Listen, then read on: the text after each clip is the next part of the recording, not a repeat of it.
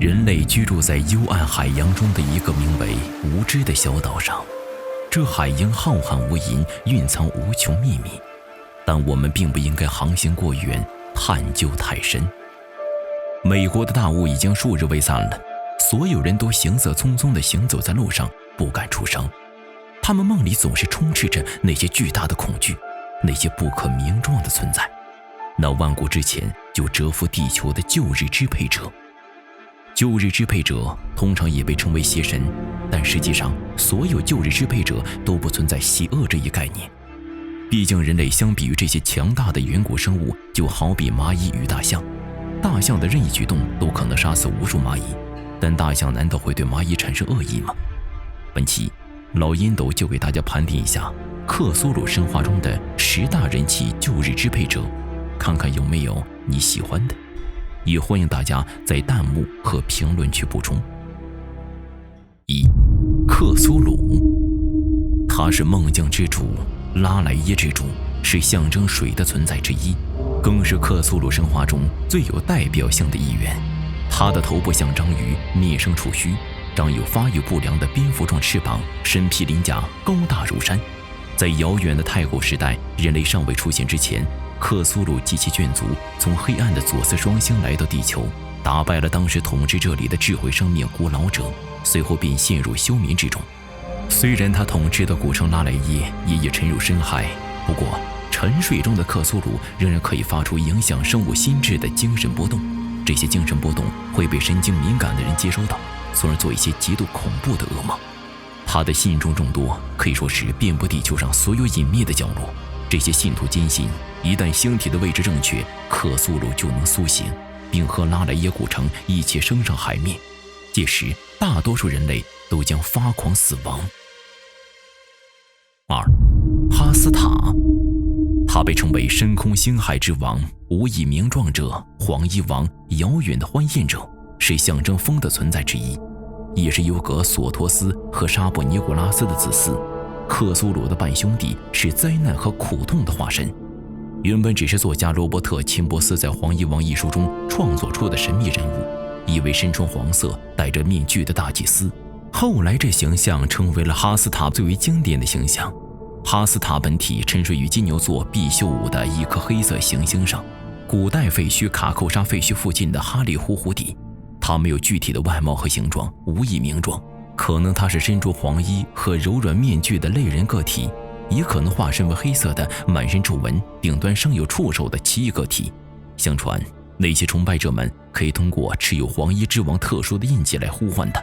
不过哈斯塔的出现必然会带来恶果，因此对于哈斯塔的召唤已经成为了禁忌之事。3.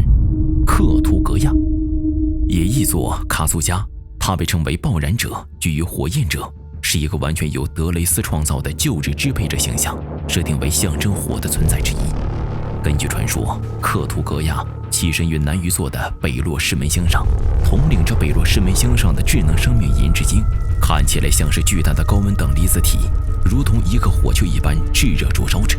它的表面上存在很多黑色斑点，一旦感到愤怒，黑斑会聚合为深不可测的大洞，从中传来毛骨悚然的咆哮声。如果人类想要将克图格亚从距离地球25光年的北落师门召唤出来，只要在北落师门星升到树梢的时候，连续呼唤3遍咒语，虽已逝去，但并未遗忘。后于北落师门的克图格亚向汝等许下死亡之诺，降临吧，克图格亚！即刻召唤他降世。但要注意的是，克图格亚出现地方会立即发生剧烈燃烧，因此如果不是抱着巨大的决心，请千万不要随意尝试。4. 奈亚拉托提普，蠕动之混沌，无貌之神，阿萨托斯之信使，象征地的存在之一，与作为象征火的存在克图格亚是死敌。奈亚拉托提普虽然是外神，而且是3主神之一，但德雷斯还是把他降了个级，化为了旧日支配者。与其他被旧神禁过的旧日支配者不同，奈亚拉托提普是旧日支配者中唯一可以自由活动的，同时也是旧日支配者中极少数表现出人类可理解的理性者。作为旧日支配者们在地上的信使和代言人，他常常化作人形在地球上行走，形象为一个高大、纤瘦、欢快、肤色黝黑的男人，身穿埃及的法老装束或量身定制的黑色现代正装。他的面庞有时是英俊而庄严的人脸，而有时则会被如形延展的触手所取代。他的性情冷酷而威严，傲慢且不容置疑，亦不同于大多数对人类不感兴趣的旧日支配者。奈亚拉托提普总是热衷于欺骗诱惑人类，并以使人类陷入恐怖与绝望为其最高的喜悦。所以在克苏鲁神话中，他的形象最接近于传统恶魔的概念。5. 加塔诺托亚，他是洛夫克拉夫特亲自创造的旧日支配者，被称为火山之王，初登场于洛夫克拉夫特和海泽尔·希尔德于1935年合著的小说《超越万古》。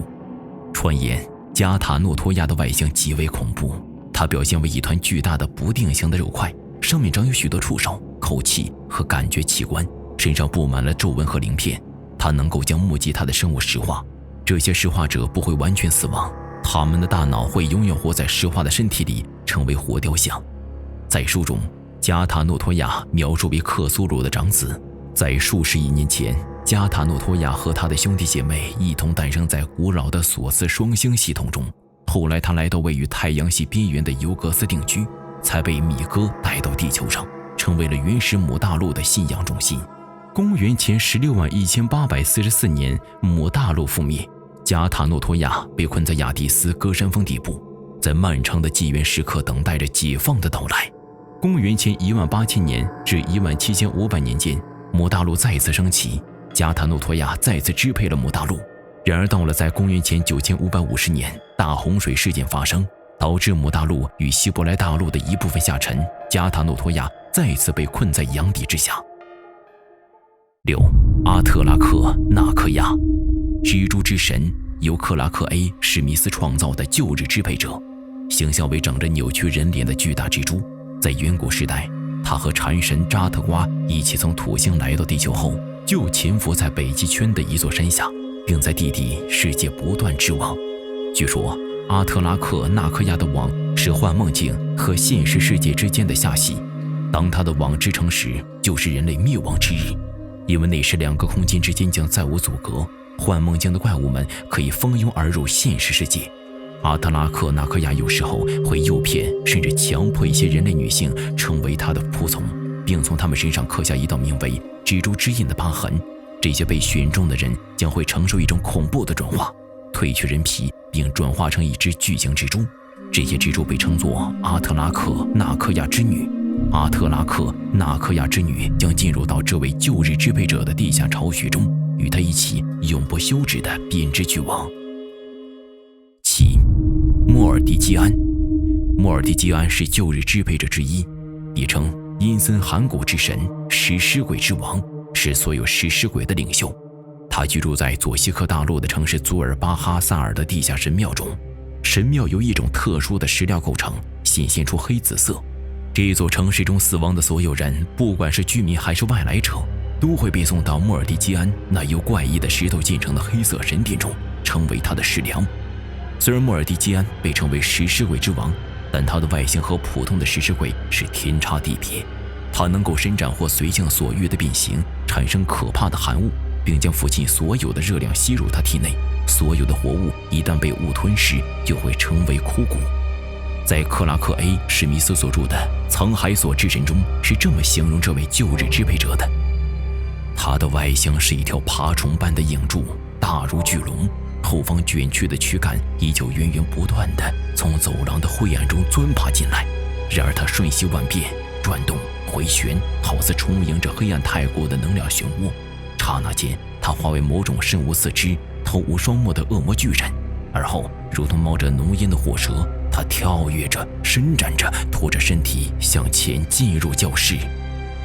据说在遥远的未来，人类灭亡之后，莫蒂基安将成为地球上唯一的主神。8. 萨托古亚。萨托古亚也音译为扎特瓜，这是由克拉克 A 史密斯创造的旧日支配者，被称为禅神恩卡耶沉睡者。据说他是从外宇宙天然飞来的太古神奇。在距今数十亿年前，他和其他几位旧日支配者一同在索斯星诞生。随着萨多古亚对原本的世界开始感到厌倦，于是他与蜘蛛之神阿特拉克纳科亚一同降临地球，并在地球内部的黑暗世界恩凯定居下来，就此居住在一个叫做优斯的大洞穴中。直至今天，他的外表看起来就像是长有黑色软毛的巨幅蟾蜍人形，生有球状的眼睛，却几乎不会睁开。他懒惰得令人发指，除非有致命威胁，否则他绝不移。漫长的静止带来长久的饥饿，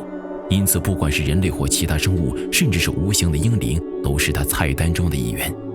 萨多古亚讨厌被打扰，如果这个唤醒他的人没有可以牺牲的祭品，那么这位唤醒者就会被他吞噬。虽然他看起来诡异可怕，但是萨多古亚实际上是对人类比较温和的那类旧日支配者。他有时也会将贵重知识或充满魔法的物品授予热心的信徒。9. 伊格。伊格，蛇之父，是洛夫克拉夫特所创造的旧日支配者之一，在美洲广为流传，被北美和中美原住民称作众蛇之父、蛇之祖神。伊格是张满鳞片、背生双翼的半蛇人，更是一个性格任性善变、反复无常的古怪魔鬼。在3亿年前的石炭纪时期，地球上出现了最初爬行动物，经历过严酷的进化，其中的一部分变得越来越大，越来越聪明，并最终开始了直立行走。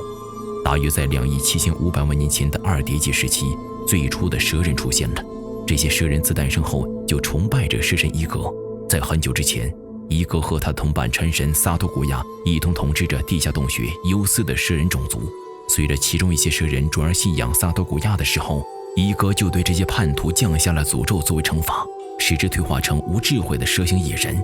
不仅仅是对于叛徒，对于那些伤害了伊格子民的人类，这位蛇神也会进行猛烈的报复。在18世纪，一对来自阿肯色州的夫妇因为用步枪枪杀了一些响尾蛇，最终伊格降下诅咒，丈夫死亡，妻子也变成了半人半蛇的怪物，终身只能像蛇一样用腹部蠕动。10. 伊塔库亚。伊塔库亚，风行者，白色沉默之神，是象征风的存在之一。在德雷斯笔下，伊塔库亚是身躯直抵天幕的巨人，通体黢黑，双目火红，面庞扭曲可怖，如同一张被拉扯变形、充满痛苦的人脸。他常于狂风中闪现，枯槁的长发也随着身躯如鬼魂般在风中摇曳。